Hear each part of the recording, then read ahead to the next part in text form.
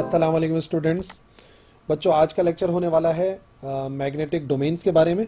और जब हम मैग्नेटिक डोमेन्स को समझेंगे तो फिर हमें समझ में आएगा कि जो मुख्तलिफ टाइप ऑफ मैग्नेटिक सब्सटेंसेस होते हैं वो क्यों होते हैं, मतलब क्यों वो उस तरीके से बिहेव करते हैं। और फिर आखिर में समझेंगे कि क्यूरीज पॉइंट और क्यूरीज लॉ क्या कहता है। तो चलिए शुरुआत करते हैं मैग्नेटिक डोमेन्स को समझने से। देखो, सपोज करो मिसाल के तौर पे हमारे पास एक बार मैग्नेट है। और थोड़ा सा कॉन्सेप्ट आपको होना चाहिए बार मैग्नेट के हवाले से कि मैग्नेटिक लाइंस ऑफ फोर्सेस जो होती हैं, जो दो पोल्स होते हैं मैग्नेट के, वो नॉर्थ से साउथ की तरफ काम करती हैं। और हम कैसे मालूम कर सकते हैं कि मैग्नेटिक लाइन ऑफ फोर्स किस डायरेक्शन में है या मैग्नेटिक फील्ड किस डायरेक्शन में। तो उसके लिए हम इस्तेमाल करते हैं एक मैग्नेटिक कंपस को।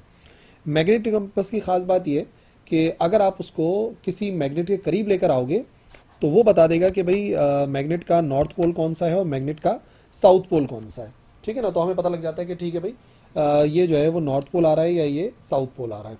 इसी तरीके से अगर हम जो है वो दूसरी साइड के ऊपर लेकर आते हैं एक और मैग्नेटिक कंपस को, तो वो अपोजिट डायरेक्शन के अंदर जो है वो मूव करेगा। तो हमें पता लग जाएगा कि अच्छा भाई, ये पॉइंट कर रहा है टुवर्ड्स साउथ और ये पॉइंट कर रहा है टुवर्ड्स नॉर्थ। ठीक है ना, तो ये हमें पता लग जाता है with the help of magnetic compass. ठीक है। अब मिसाल के तौर पर अगर मैं इस मैग्नेट को दो पार्ट्स के अंदर ब्रेक कर देता हूं, ठीक है, हम इस मैग्नेट को दो पार्ट्स में ब्रेक करके देखते हैं। और अब इसमें से किसी एक पार्ट के ऊपर दोबारा से चेक करते हैं कि भाई अब जो है ये सिर्फ साउथ ही साउथ होगा या ये कुछ और हो जाएगा। तो जैसे ही हम लेकर आते हैं इसके करीब दोबारा से जो है वो दो मैग्नेटिक कंपस, तो हम देखेंगे कि अभी भी जो है वो मैग्नेटिक कंपस जो है वो उसी तरीके से बिहेव कर रहे थे जैसे कि एक नॉर्मल बार मैग्नेट पे कर रहे थे। इसका मतलब ये हुआ कि जब एक बड़े मैग्नेट को मैंने तोड़ा, ठीक है, उसका एक हिस्सा देखा, तो एक्चुअली वो हिस्सा भी कैसे बिहेव करने लगा कि उसकी एक साइड जो है वो नॉर्थ पोल बन गई और एक साइड जो है वो साउथ पोल बन गई। ठीक है ना, एक बड़े मैग्नेट को आपने छोटा मैग्नेट बनाया तो वो भी दो पोल्स के अंदर डिवाइड हुआ, अलग नहीं हुआ पोल, वो भी एक छोटा सा मैग्नेट बन गया जिसकी एक पर्टिकुलर डायरेक्शन है मैग्नेटिक फील्ड की। This is very important statement ना, कि जो छोटा मैग्नेट है वो भी एक पर्टिकुलर डायरेक्शन में अपनी मैग्नेटिक फील्ड रखता है।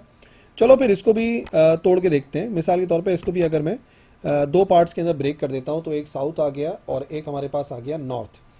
अब अगर इस सिर्फ साउथ वाले को ऑब्जर्व करते हैं और हम मैग्नेटिक कंपस को करीब लेकर आते हैं, देखते हैं अब ये कैसे बिहेव करेगा। तो भाई दोबारा से देखने पर यह हुआ कि ये बिल्कुल उसी तरह से बिहेव कर रहा है कि उसकी एक साइड जो है वो नॉर्थ बन गई है और एक साइड जो है वो साउथ बन गई है। ठीक है, एक साइड हो गई नॉर्थ, एक साइड हो गई साउथ। इसका मतलब अगर हम किसी मैग्नेट को छोटे पार्ट्स में तोड़ते रहें तोड़ते रहें तोड़ते रहें तो वो एक छोटा छोटा टाइनी मैग्नेट बनता चला जाएगा। और उस टाइनी हिस्से की खास बात यह कि उसके जो सारे के सारे इलेक्ट्रॉन्स हैं जिनकी वजह से मैग्नेटिक फील्ड बनती है वो एक्चुअली एक डायरेक्शन के अंदर अलाइन होती है। और यही जो छोटे छोटे मैग्नेट्स बनते हैं, टाइनी मैग्नेट, इनको हम मैग्नेटिक डोमेन का नाम देते हैं। ठीक है ना, ऐसा समझ लो कि ये जो छोटे छोटे मैग्नेट हैं वो एक जंग के सिपाही हैं, बहुत सारे छोटे। ठीक है, और वो अपनी अपनी डायरेक्शन के अंदर लड़ाई कर रहे हैं या मार्च कर रहे हैं। तो जो उनका कंबाइंड इफेक्ट होता है वो एक्चुअली उस पूरी जो है वो आर्मी की फोर्स को जाहिर करता है कि उस पूरी जो ट्रूप है वो किस डायरेक्शन के अंदर फाइट कर रहा है। तो सोच लो कि जो एक बड़ा मैग्नेट है उसके अंदर बहुत सारे छोटे छोटे छोटे छोटे मैग्नेटिक डोमेन्स होते हैं जो मिलकर जो है वो एक बड़ी मैग्नेटिक फील्ड बनाते हैं। ठीक है, इसी बात को आगे समझते हैं। मैग्नेटिक डोमेन की जो थ्योरी है वीज ने प्रेजेंट करी थी 1907 में। इस थ्योरी के मुताबिक जो मैग्नेटिक मटेरियल्स होते हैं बेसिकली वो large number of tiny regions में डिवाइड होते हैं और हर एक रीजन का अपनी एक मैग्नेटिक फील्ड की डायरेक्शन होती है जिसे मैग्नेटिक डोमेन कहते हैं। और वो कंसिस्ट करते हैं, जाहिर सी बात है, बहुत सारे एटम्स की मैग्नेटिक मूवमेंट्स को जो कि एक स्पेसिफिक डायरेक्शन के अंदर अलाइन होते हैं। यानी एक मैग्नेटिक डोमेन जो बहुत ही छोटा सा पार्ट है किसी मैग्नेट का, उसके अंदर सारे के सारे एटम्स की जो मैग्नेटिक फील्ड होती है वो एक ही डायरेक्शन में अलाइन होती है, यानी कि उनकी एक ही मैग्नेटिक फील्ड होती है। जैसे मैंने आपको एग्जांपल दी ना ट्रूप की, बिल्कुल वैसे। जैसे यहाँ पे आप देखें तो ये किसी भी एक मेटल का पार्ट है, तो यहाँ इस रीजन के अंदर जितने भी एटम्स हैं उनकी मैग्नेटिक फील्ड इस डायरेक्शन में है, यहाँ जितने भी एटम्स हैं उनकी मैग्नेटिक फील्ड इस डायरेक्शन में है। तो आप देख लो कि उस रीजन की पर्टिकुलर एक मैग्नेटिक फील्ड की डायरेक्शन होती है जो कि आपको एक्चुअली नज़र आ रही है। और ख़ास बात यह है कि अगर हम इन मैग्नेटिक डोमेन्स को देखें तो ये रैंडमली ओरिएंटेड होता है। आप देखो कोई कहीं पर है, किसी की मैग्नेटिक फील्ड, कोई ग्रुप ऑफ एटम्स की मैग्नेटिक फील्ड इस तरफ है, ग्रुप ऑफ एटम्स की मैग्नेटिक फील्ड इस तरफ है। यानी ओवरऑल देखा जाए तो ये वीक मैग्नेटाइजेशन प्रोड्यूस करते हैं। बिल्कुल जैसे मैंने आपको एग्जांपल दिया ना जंग की, समझ लो जंग का ये एक ग्रुप है जो एक पर्टिकुलर डायरेक्शन में आगे बढ़ रहा है, लड़ाई कर रहा है, ये एक अलग डायरेक्शन में आगे बढ़ रहा है, लड़ाई कर रहा है। तो ओवरऑल जो इस जंग में इनका इफेक्ट होगा वो यकीनन कैंसिल हो सकता है, क्योंकि वो एक डायरेक्शन के अंदर फॉरवर्ड नहीं बढ़ रहे, आगे नहीं बढ़ रहे, क्योंकि मैग्नेटिक मोमेंट्स जो है वो एक दूसरे को कैंसिल कर रहे हैं, जैसे कि जंग की मैंने एग्जाम्पल दी आपको। लेकिन ऐसा कब होगा? जब कोई एक्सटर्नल मैग्नेटिक फील्ड होगी। ये आपस की लड़ाई चले चले जा रही है भाई, अभी कोई बाहर से कोई मैग्नेटिक फील्ड नहीं है तो। लेकिन जैसे ही हम मैग्नेटिक फील्ड अप्लाई करेंगे तो आप देखेंगे कि ये सारे के सारे मैग्नेटिक डोमेन्स अलाइन हो जाएंगे, एक लाइन में आ जाएंगे और रिजल्ट करेंगे एक स्ट्रॉन्ग मैग्नेटाइजेशन में, जिसकी एक पर्टिकुलर डायरेक्शन होगी। और ये अलाइनमेंट इस वजह से होती है कि सारे के सारे मैग्नेटिक मोमेंट्स जो है वो एक्चुअली पैरेलल हो जाते हैं due to the influence of external magnetic field. बाहर जब मैग्नेटिक फील्ड लगाई तो वो सारे डोमेन जो मुख्तलिफ सिमतों में थे वो सब मिलकर एक ही सिमत इख्तियार कर लेते हैं, जैसे कि अब आपको फिगर में नजर आएगा। ये देखो पिछले वाले में कैसे रैंडम थे ना, यहाँ पे आप देखो सबकी एक पर्टिकुलर डायरेक्शन है। तो अब हम बोलेंगे कि ये बिहेव कर रहा है, जैसे ही मैंने इसके ऊपर एक एक्सटर्नल मैग्नेटिक फील्ड लगाई तो ये जो पूरा एक सब्सटेंस था उसके सारे मैग्नेटिक डोमेन्स एक लाइन में आ गए और फिर ये काम करेगा as a strong magnet. Okay, तो कोई भी चीज मतलब किसी भी चीज को जो स्ट्रॉन्ग मैग्नेट या वीक मैग्नेट बनाती है वो बेसिकली अलाइनमेंट होती है इन्हीं मैग्नेटिक डोमेन्स की। ठीक है जी। जैसे यह है मिसाल के तौर पे अभी मैग्नेटाइज नहीं किया हुआ, तो हमने देखा बिल्कुल रैंडमली अरेंज हुए हुए, ठीक है, और अलग अलग डायरेक्शंस के अंदर पॉइंट कर रहे हैं। लेकिन जैसे ही हम मैग्नेटाइज करते हैं तो ये सारे के सारे अलाइन हो जाते हैं एक डायरेक्शन में, ठीक है, सेम डायरेक्शन के अंदर। सो ये है डोमेन्स बिफोर मैग्नेटाइजेशन और ये है डोमेन्स की अरेंजमेंट आफ्टर मैग्नेटाइजेशन। ठीक है जी। तो जैसी एक्सटर्नल फील्ड आती है सब अलाइन हो जाते हैं और मैग्नेटिक मटेरियल यानी कि मैग्नेट की तरह से बिहेव करने लगते हैं। अच्छा जी, अब कैसे हम क्लासिफाई करें कि भाई डोमेन्स अलग अलग क्या बिहेव करते हैं तो कौन से टाइप के सब्सटेंसेस बनेंगे? तो याद रखिए मैग्नेटिक मटेरियल्स तीन किस्म के होते हैं, फेरोमैग्नेटिक मटेरियल्स, पैरामैग्नेटिक मटेरियल्स और डायामैग्नेटिक मटेरियल्स। एक एक करके समझते हैं कि हर मटेरियल की क्या प्रॉपर्टी है और उसमें डोमेन्स का क्या रोल है। सबसे पहले अगर देखें कि फेरोमैग्नेटिक मटेरियल्स क्या होते हैं तो पहले डेफिनेशन समझते हैं। फेरोमैग्नेटिक मटेरियल्स वो मैग्नेटिक मटेरियल्स हैं जिनमें जो मैग्नेटिक डोमेन्स होते हैं, मूवमेंट्स होती हैं बेसिकली, यानी उन्हीं छोटे छोटे टाइनी मैग्नेटिक डोमेन्स की, वो टेंड करती हैं, कोशिश करती हैं एक दूसरे के पैरेलल अलाइन होने की। यानी उनकी पूरी कोशिश ये है कि किसी तरीके से वो एक दूसरे के पैरेलल अलाइन हो जाएं। और क्या होता है, जैसे ही वो एक्सपोज्ड होते हैं किसी एक्सटर्नल मैग्नेटिक फील्ड के साथ तो ये मटेरियल जो है बड़े स्ट्रांगली मैग्नेटाइज हो जाते हैं। सही है, फेरोमैग्नेटिक मटेरियल्स को समझ लो, ये बड़े स्ट्रॉन्ग मैग्नेट्स बनाते हैं जब ये एक्सपोज होते हैं किसी एक्सटर्नल मैग्नेटिक फील्ड पर। जैसे कि यहाँ पर आप देखें, आपको नजर आ रहा है कि रैंडमली अरेंज हुए हुए हैं जो मैग्नेटिक डोमेन्स हैं। पर अब मैं क्या करता हूँ, मैं यहाँ पर एक मैग्नेटिक फील्ड अप्लाई करता हूँ। ऊपर मैंने नॉर्थ पोल कर दिया, नीचे साउथ पोल कर दिया। तो आपको पता है मैग्नेटिक लाइंस जो है वो नॉर्थ से साउथ की तरफ होती हैं। ये आ गई मैग्नेटिक लाइंस। जैसी ही मैग्नेटिक लाइंस आती हैं वैसे ही ये सारे के सारे मैग्नेटिक डोमेन्स एक दूसरे के पैरेलल मैग्नेटिक फील्ड की डायरेक्शन में अलाइन हो जाते हैं। अब आप देखें मैग्नेटिक फील्ड की डायरेक्शन में अलाइन होकर ये बन गए एक स्ट्रॉन्ग मैग्नेट। ठीक है, पैरेलल अलाइन हो गए। सो ये बड़े अच्छे मैग्नेट बन जाते हैं। इनकी एग्जाम्पल्स के अंदर आ जाएगा सबसे पहले आयरन। और इसमें एक और ख़ास बात है, आयरन है तभी तो इनका नाम फेरो मैग्नेट है। आपको पता है ना, आयरन फेरस, फेरस हम यूज़ करते हैं आयरन के लिए, और आयरन का सिंबल भी Fe इसी वजह से होता है। तो आप इसकी मिसाल भी याद रख सकते हो कि भाई फेरो मैग्नेटिक मटीरियल्स की पहली मिसाल जो है वो आयरन है। आयरन को आप मैग्नेटाइज करें तो बड़ा स्ट्रॉन्ग मैग्नेट बन जाता है। इसी तरीके से कोबाल्ट भी है, कोबाल्ट भी जो है वो मैग्नेटाइज होता है और स्ट्रॉन्ग मैग्नेट बनाता है। और इसी तरीके से निकल भी। तो फेरोमैग्नेटिक मटेरियल्स की ये तीन एग्जांपल्स हो गई, आयरन हो गया, कोबाल्ट हो गया, निकल हो गया। जैसे ही ये एक्सटर्नल मैग्नेटिक फील्ड की एक्सपोजर में आते हैं वैसे ही इनके जो मैग्नेटिक डोमेन्स हैं वो पैरेलल अलाइन हो जाते हैं in the direction of external magnetic field, और फिर ये बिहेव करते हैं एक स्ट्रॉन्ग मैग्नेट की तरह। ठीक है जी। दूसरे टाइप के सब्सटेंस फेरोमैग्नेट के बाद मैंने बताए पैरामैग्नेटिक। पैरामैग्नेटिक, पैरा का वर्ड आप याद रखा करें, पैरा यूज होता है नियर टू, नियर के लिए होता है। तो पैरामैग्नेटिक का मतलब हो गया नियर टू मैग्नेटिक मटेरियल्स, यानी स्ट्रॉन्ग मैग्नेट तो फेरो था, लेकिन ये भी उसके करीब ही काम करते हैं, जिनकी इंडिविजुअल मैग्नेटिक मूवमेंट जो है वो रैंडमली ओरिएंटेड होती है, ठीक है, उतना परफेक्ट नहीं होती, और ये वीकली मैग्नेटाइज हो जाते हैं जैसे ही हम एक्सटर्नल मैग्नेटिक फील्ड अप्लाई करते हैं। वो स्ट्रॉन्ग मैग्नेटिक फील्ड बना रहे थे, ये मैग्नेटिक फील्ड बनाते जरूर हैं बट वीकली मैग्नेटाइज होते हैं। वजह क्या है, देखो यहाँ पे रैंडमली डिस्ट्रीब्यूट हुए हैं, आप देख लो कि हर एक की डायरेक्शन जो है वो अलग अलग नजर आ रही है, लेकिन जैसे ही हम एक्सटर्नल मैग्नेटिक फील्ड अप्लाई करेंगे और magnetic lines of forces north से साउथ की तरफ जाएंगी, तो ये अरेंज हो जाएंगे। 100% अरेंज नहीं होंगे, लेकिन मेजॉरिटी ऑफ मैग्नेटिक डोमेन जो है वो अलाइन हो जाते हैं in the direction of applied magnetic field. तो समवॉट ये वीक मैग्नेटिक मटेरियल्स हैं जो कि वीक मैग्नेटिक फील्ड प्रोड्यूस करते हैं due to their alignment of domains, जब एक्सपोजर होता है किसी एक्सटर्नल मैग्नेटिक फील्ड के साथ। तो वो स्ट्रॉन्ग मैग्नेट्स है, ये समझ लो कि मैग्नेट्स तो हैं बट वीक मैग्नेट्स हैं।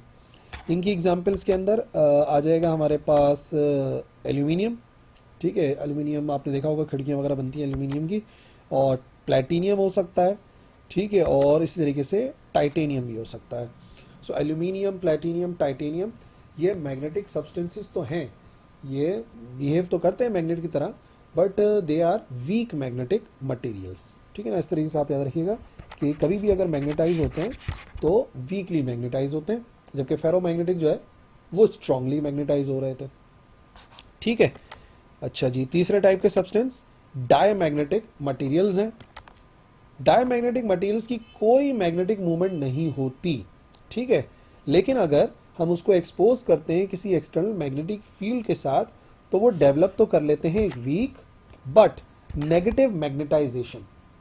सही है, नेगेटिव मैग्नेटाइजेशन होती है जो कि एक्चुअली अपोज करती है अप्लाइड फील्ड को, यानी कि बड़ी मतलब ना होने के बराबर अट्रैक्ट होते हैं ये, ठीक है, और ये बल्कि अपोजिट डायरेक्शन के अंदर बाकायदा मैग्नेट को रिपेल करने लगते हैं। इसमें जो अलाइनमेंट होती है वो 100% अपोजिट हो जाती है to the applied magnetic field. तो समझ लो ये ऐसे सब्सटेंसेज हैं जो बस समझ लो ना होने के बराबर के मैग्नेट हैं, या इनको हम कह सकते हैं कि नॉन मैग्नेटिक हैं, ठीक है, क्योंकि बिहेव बिल्कुल वैसे ही करते हैं ये। जैसे मिसाली तौर पे ये आ गया एक मटेरियल रैंडमली ओरिएंट हुए हुए, हमने मैग्नेटिक फील्ड अप्लाई करी, magnetic lines of forces north से साउथ, तो आप देखें ये कहाँ अरेंज हो रहे हैं, किस तरीके से अपनी डायरेक्शन को चेंज करेंगे। ये सारे के सारे देखो हमारी जो एक्सटर्नल मैग्नेटिक फील्ड है वो नॉर्थ से साउथ की तरफ जा रही है, ऊपर से नीचे, और ये सब जो है वो अलाइन हो गए हैं उसके अपोजिट डायरेक्शन में। तो एक्चुअली ये रिपेल करने लगते हैं इन एक्सटर्नल मैग्नेटिक फील्ड को, तो बिल्कुल भी ये अच्छी मैग्नेटिक फील्ड नहीं बनाते, अच्छे मैग्नेटिक सब्सटेंसेस नहीं बनाते। मिसाल कॉपर की है, कॉपर आप देखें कभी भी अट्रैक्ट नहीं होगा मैग्नेट के साथ, इसी तरीके से गोल्ड कभी अट्रैक्ट नहीं होगा, और सिल्वर भी कभी अट्रैक्ट नहीं होता मैग्नेट के साथ, जो कि जाहिर करता है कि ये डायमैग्नेटिक मटेरियल्स हैं, ठीक है जी। तो अगर समरी कर दूं तो फेरोमैग्नेटिक स्ट्रॉन्ग मैग्नेटिक फील्ड बनाते हैं, सारे के सारे अलाइन हो जाते हैं in the direction of external magnetic field. Paramagnetic near to magnet है, वीकली मैग्नेटाइज होते हैं, और सम वाट अरेंजमेंट हो जाती है in the direction of magnetic field but not 100%। Diamagnetic के अंदर अपोजिट ही हो जाते हैं, ठीक है, अलाइन बिल्कुल अपोजिट हो जाते हैं, सो दे आर नॉन मैग्नेटिक। अच्छा जी, अब आइए जो सेकंड पार्ट मैंने आपको बताना था क्यूरी पॉइंट और क्यूरी लॉस के बारे में। सबसे पहली बात यह है कि क्यूरी पॉइंट या क्यूरी टेम्परेचर एक ऐसा टेम्परेचर होता है जिस पे कुछ मटेरियल्स अपनी परमानेंट मैग्नेटिक प्रॉपर्टीज को लूज कर जाते हैं। सही है, सादे अल्फाज में अगर बोलूं तो जो फेरोमैग्नेटिक सब्सटेंस होते हैं वो एक्चुअली पैरामैग्नेटिक सब्सटेंसेस बन जाते हैं। जैसे जैसे हम टेम्परेचर बढ़ाते रहते हैं बढ़ाते रहते हैं बढ़ाते रहते हैं, एक ऐसा टाइम आता है कि नतीजे में जो मैग्नेटिक प्रॉपर्टी है वो लॉस हो जाती है। सो उसी पॉइंट या उसी टेम्परेचर को क्यूरी टेम्परेचर कहते हैं। एक्चुअली होता क्या है, रीजन जानिए। जो थर्मल एनर्जी होती है, जब हम हीट देंगे, जो थर्मल एनर्जी होती है उसकी वजह से जो एटम्स होते हैं मटेरियल के अंदर वो जिगल करने लगते हैं, वाइब्रेट करने लगते हैं, जिसकी वजह से वो डिस्टर्ब करते हैं अपनी मैग्नेटिक अलाइनमेंट को। सही है, जिगल करने लगेंगे तो अपनी मैग्नेटिक अलाइनमेंट को थोड़ा सा डिस्टर्ब करेंगे, और ये वाइब्रेशन जो है इतनी ज़्यादा हो जाती हैं कि जो एटॉमिक मैग्नेट्स होते हैं वो एक दूसरे के साथ कभी लाइन अप नहीं हो पाते जैसा कि वो पहले लाइन अप हो रहे थे। नतीजे में मटेरियल्स अपने मैग्नेटिज्म को लूज कर जाते हैं। देखो मैग्नेट का काम ही ये था ना कि जब मैग्नेटिक डोमेन्स अलाइन होंगे तो वो मैग्नेटिक सब्सटेंस बनेगा, लेकिन यहाँ पे वाइब्रेशन इतनी ज़्यादा हो जाती हैं कि वो अपनी मैग्नेटिक प्रॉपर्टी को लूज कर जाते हैं। तो एक पर्टिकुलर टेम्परेचर पर जाने से ऐसा होता है और उस टेम्परेचर को क्यूरी पॉइंट या क्यूरी टेम्परेचर कहते हैं। ठीक है, आगे समझते हैं। क्यूरी लॉ को समझेंगे तो फिर बात क्लियर होगी, हमारा पॉइंट क्लियर होगा। अब बात यह है, क्यूरी स्टेटमेंट पहले पढ़ लेते हैं। क्यूरी लॉ ये स्टेट करता है कि पैरामैग्नेटिक मटेरियल्स की खास बात यह है कि जो उनकी मैग्नेटाइजेशन होती है वो डायरेक्टली प्रोपोर्शनल होती है to an applied magnetic field. यानी कि आप मैग्नेटिक फील्ड जितनी ज़्यादा स्ट्रॉन्ग अप्लाई करेंगे वो इतने स्ट्रॉन्ग मैग्नेट बन जाएंगे, और अगर आप एक्सटर्नल फील्ड आपने कम अप्लाई करी है तो मैग्नेटिक फील्ड जो मैग्नेटाइजेशन होगी वो भी कम प्रोड्यूस होगी। ओके, मैग्नेटिक फील्ड आप ज़्यादा अप्लाई करेंगे ज़्यादा मैग्नेटाइजेशन होगी, मैग्नेटिक फील्ड एक्सटर्नल कम अप्लाई करेंगे कम मैग्नेटाइजेशन होगी, क्योंकि उतना ज़्यादा अलाइनमेंट को वो चेंज नहीं कर पाएगा। लेकिन ख़ास बात यह है कि जब इनको हीट किया जाता है तो जो मैग्नेटाइजेशन होती है वो टेम्परेचर के इनवर्सली प्रोपोर्शनल होती है। यानी कि आपने दो बातें याद रखनी है क्यूरीज लॉ के हवाले से। सबसे पहला तो ये है कि जो मैग्नेटाइजेशन हो रही है वो डायरेक्टली डिपेंड करती है to the applied magnetic field. ठीक है, मैथमेटिकली बताता हूँ। जो मैग्नेटाइजेशन होती है वो डायरेक्टली प्रोपोर्शनल होती है to the applied magnetic field. H हो गई अप्लाइड मैग्नेटिक फील्ड, और पैरामैग्नेटिक सब्सटेंस कितना मैग्नेटाइज हो गया वो एम कहलाता है। ठीक है, और आपको पता है प्रोपोर्शनलिटी का साइन भी मूव करते हैं तो इक्वल का साइन आता है और आता है कांस्टेंट। यहाँ आने वाला कांस्टेंट होता है एक्स की तरह से बनता है, बेसिकली ये काई लिखा हुआ है। ठीक है, इसको मैं बता देता हूँ। ये एक्चुअली मैंने क्या लिखा हुआ है, एक्चुअली ये जो एक्स लिखा हुआ है ये शो करता है काई, एक वर्ड होता है तो स्मॉल एक्स की तरह से बनता है। कैपिटल काई ऐसे बनता है और स्मॉल काई जो है वो इस तरीके से बनता है, तो दिखेगा एक्स की तरह ना अक्सर, लेकिन आपने याद रखना है। अच्छा, क्या चीज़ किसको रिप्रेजेंट कर रहा है? एच रिप्रेजेंट कर रहा है कि हमने कितनी स्ट्रॉन्ग मैग्नेटिक फील्ड अप्लाई करी। सही है, ये आ गई अप्लाइड मैग्नेटिक फील्ड, और एम जो है वो उस पैरामैग्नेटिक सब्सटेंस के अंदर कितना मैग्नेटाइजेशन प्रोड्यूस हुआ है उसको शो कर रहा है। ठीक है भाई, अब ये तो हो गई लॉ की हमारी एक बात। दूसरा जो कह रहे हैं ना कि इन्वर्सली प्रोपोर्शनल होता है टेम्परेचर के, उसको हम इस तरीके से लिखते हैं कि और वी कैन राइट एज, इसको हम ऐसे भी लिख सकते हैं कि m जो है वो प्रोपोर्शनल होता है h ओवर t के। सही है, h के डायरेक्टली प्रोपोर्शनल है और t के जो है वो इनवर्सली प्रोपोर्शनल है। दो बातें हो गई। ठीक है, प्रोपोर्शनलिटी का साइन रिमूव करेंगे तो इक्वल का साइन आएगा और आएगा कांस्टेंट। यहाँ आने वाला कांस्टेंट होता है c के बराबर। ठीक है, यहाँ आने वाला कांस्टेंट है एक्चुअली c के बराबर, और c किस चीज़ को जाहिर कर रहा है? c जाहिर कर रहा है कांस्टेंट वैल्यू को, जिसे कहते हैं क्यूरीज कांस्टेंट, जो कि एक्चुअली डिपेंड करता है उस मटेरियल के ऊपर। ठीक है, तो ये बस मटेरियल टू मटेरियल जो है ना वैल्यू चेंज हो जाती है। तो एक्चुअली देखा जाए तो मैं आपको एक बात समझाता हूँ। आपने पहला लॉ देखा, पहला क्या चीज़ है? पहला हो गया हमारे पास m इज इक्वल टू काई h के बराबर, इक्वेशन 1 कर देते हैं, और इसको आप देखो तो ये बराबर आ गया हमारे पास इक्वेशन 2 के। तो अगर आप दोनों को कंपेयर करो तो आपको एक वो मिल सकता है, एक रिलेशन मिल सकता है कंपेयरिंग इक्वेशन 1 एंड इक्वेशन 2। ये बराबर आ जाएगा m, या इनको पहले कंपेयर कर लेते हैं डायरेक्ट, तो ससेप्टिबिलिटी एक्चुअली बराबर आ सकती है c ओवर t के बराबर। यानी कि जो ससेप्टिबिलिटी है वो किस पर डिपेंड कर रही है? वो डिपेंड कर रही है सिर्फ और सिर्फ दो चीज़ों के ऊपर। ठीक है, किसके ऊपर डिपेंड कर रही है? c, जो कि स्पेसिफिक होता है टू मटेरियल, और डिपेंड कर रही है टेम्परेचर पे। और अगर मैं आपको इस काय को बताऊं कि एक्चुअली ये क्या है, जिसको मैं बार बार कह रहा हूं, ये ससेप्टिबिलिटी है।